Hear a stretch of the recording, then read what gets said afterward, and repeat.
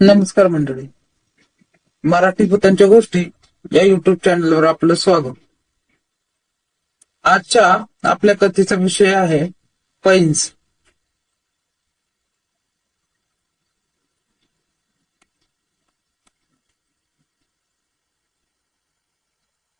एक छोटस गाव होतं. त्या गावामध्ये एक सावकार होता. अफाट श्रीमंत होता.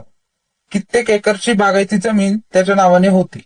पण तो खूप कंजूस होता. इतका कंजूस की दिवसातून एक वेळ जेवायचा. कुठे जायचं असेल तर चालत जायचा. रवी त्याचा एकुलता एक मुलगा होता. जास्त खर्च होऊ नये म्हणून त्याने त्याला शहरामधील एका बोर्डिंगच्या शाळेमध्ये शिकायला पाठवलं होतं.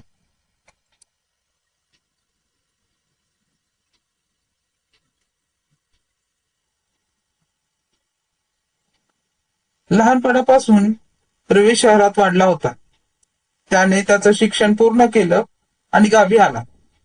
गावी आल्यानंतर असाच एके दिवशी तो गावच्या कट्ट्यावर मित्रांसोबत गप्पा मारत बसला होता. मग भूतांवर गप्पा सुरू झाल्या. बोलता बोलता गण्या बोलला, अरे आपल्या गावच्या वेशीजवळील वडाच्या झाडावर एक भूत राहतं.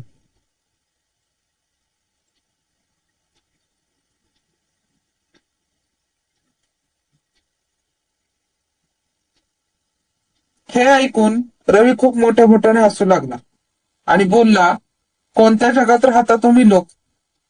भूतभीत काही नसतं, सर्व काही खोटं आहे. गण्या बोलला, असं असेल तर तू जाऊन दाखव अमावस्येला त्या झाडाखाली, ते पण रात्री 12 वाजता. आहे का हिंमत? रवी लगेच बोलला, त्यात काय एवढं, उद्याच अमावस्या आहे, उद्याच जाऊन दाखवतो.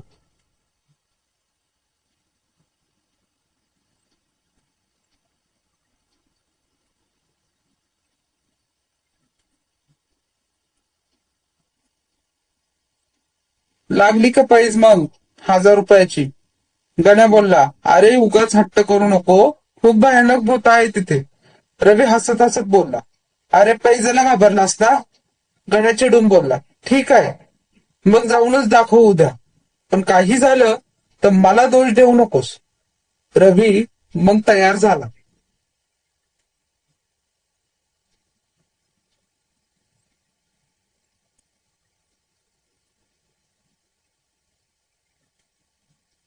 दुसऱ्या दिवशी ठरल्याप्रमाणे रात्री 11:30 वाजता रवी घरातून हळूच निघाला. कारण त्याला 12 वाजेपर्यंत त्या वडाच्या झाडाजवळ जायचे होते. मस्त गाणी गुणगुणत तो निघाला. अमावस्या असल्याने सर्वत्र दाट काळोख होता. फक्त काही फूटवरच दिसत होत, पण खूपच अंधुक. तरीही तो चालत चालत वडाच्या झाडाजवळ आला. ते झाड आज त्याला जास्तच भयंकर दिसत होत. झाडाच्या बेड्या, वाकड्या, पारंब्या तर अशा वाटत होत्या की जणू काही कित्येक सापांनी त्या झाडाला वेटोळे घातले. दुरून एका कुत्र्याच्या विव्हळण्याचा आणि रडण्याचा आवाज येऊ लागला. आता मात्र रवी थोडा थोडा घाबरू लागला. एवढ्या थंडीत पण त्याच्या कपाळावरून घाम जमा होऊन हळूहळू खाली सरकू लागला.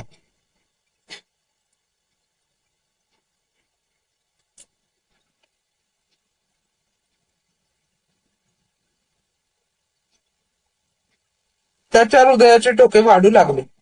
त्यांचा आवाज त्यांच्या कानापर्यंत येत होता. मध्येच एखाद्या गवतातून काहीतरी हालचाल झाल्यासारखी वाटत होती. रातकिड्यांचा आवाज तर त्या वातावरणात आणखी भयानक वाटत होता.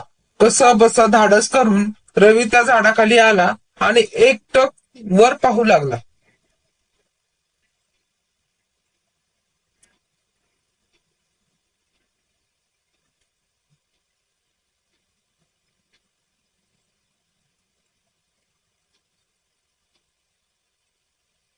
त्याला असं वाटू लागलं की त्या फांदीच्या पानामागे कोणीतरी आहे आणि त्याच्यावर पाळत ठेवून आहे. तो त्या पानाकडे एकटक बघू लागला आणि अचानक वीज कडकडावी असा मोठा आवाज झाला. त्या पानांमधून काहीतरी बाहेर आलं आणि एकदम रवीच्या छातीत घुसलं. रवी मोठा झटका बसल्यासारखा 15 फूट लांब उडाला आणि जवळच्या शेतात जाऊन पडला आणि तिथेच बेशुद्ध झाला.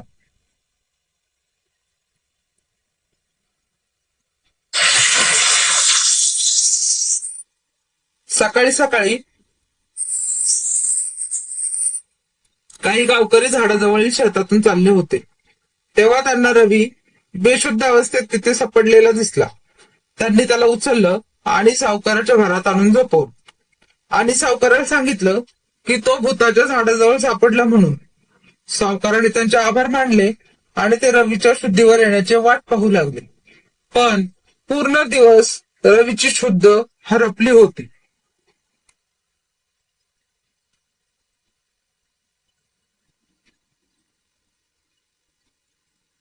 गण्या येऊन त्याला पाहून गेला, पण त्याची हिंमत झाली नाही सर्व काही खरं सावकाराला सांगण्याची. शुद्धीवर आल्यावर रवी स्वतः सांगेल असा विचार करून तो तिथून निघून गेला. असाच दिवस गेल्यानंतर रात्री ठीक 12 वाजता रवी अचानक पूर्णपणे डोळे उघडले आणि इकडे तिकडे बघू लागला आणि मोठमोठ्याने ओरडू लागला.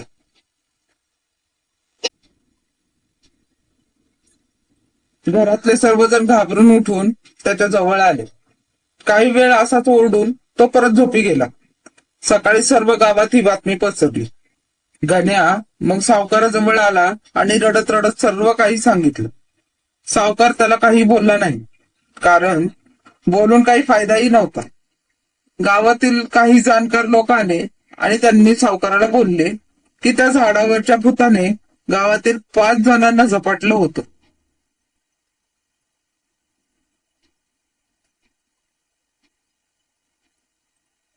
पण प्रत्येक वेळी गावाबाहेर एका झोपडीत राहणाऱ्या एका मांत्रिकाने ते भूत बाहेर काढलं होतं. सर्वांनी रवीला त्याच्याकडे नेण्याचा सल्ला दिला, पण सावकाराने विचार केला की मांत्रिकाकडे घेऊन गेलो तर खूप पैसे घेणार. त्यापेक्षा अजून काही दिवस वाट बघू. बरा झाला तर ठीक आहे, नाही तर घेऊन जाऊ मांत्रिकाकडे. त्या दिवशी रात्री पुन्हा रवी ओरडत उठला.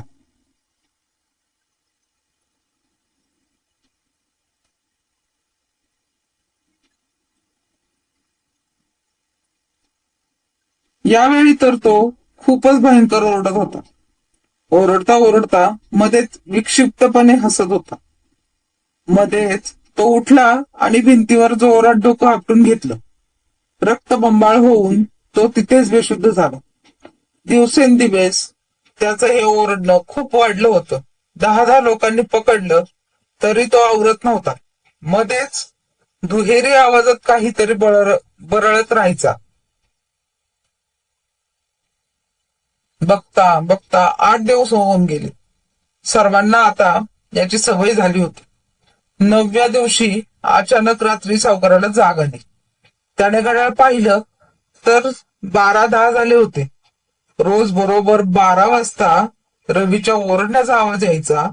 मग आज काय झालं असेल असा विचार करत ते रवीच्या रूम मध्ये गेले. त्यांनी पाहिलं तर त्यांना बेडवर कोणीच दिसलं नाही. कुठे गेला असेल रवी? तिथेच बेडवरती बसले. इकडे रवी अंधारातून लंगडत चालत होता. अंगावर मळके फाटके कपडे होते. पूर्ण केस विस्कटलेले होते, जे डोळ्यापर्यंत येत होते. भिंतीवर डोकं आपटून झालेल्या जखमेतून रक्त वाहत होतं. गालावर आणि मानेवर त्याने स्वतःच ओरबाडून घेतलेल्या जखमा होत्या. मान तिरकी करून लाल झालेले डोळे आणखी मोठे करून तो गावाबाहेर चालत होता.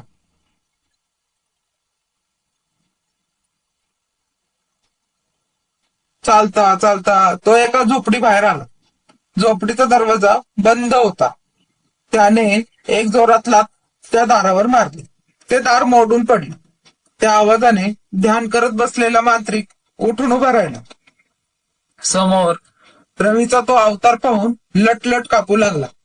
रवी हळूहळू चालत चालत त्याच्या जवळ येऊ लागला. मांत्रिक मागे सरकत सरकत भिंतीला चिटकला होता.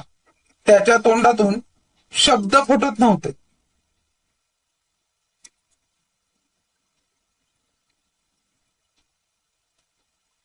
आता रवी त्याच्या एकदम जवळ आला. अगदी त्याच्या डोळ्यात डोळे घालून पाहू लागला. आणि दुहेरी आवाजात रवीच्या आतील भूत बोललं, ए, मी तुझ्या पाया पडतो रे, माझ्यावर दया कर, मला या रवीच्या अंगातून बाहेर काढ. 9 दिवस झाले, काहीच खाल्लं नाही रे. खूप भूक लागलीये.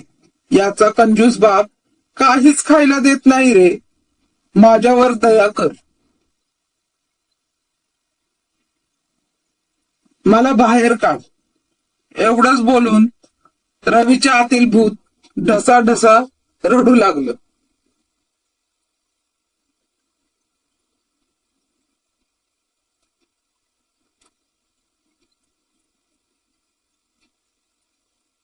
धन्यवाद.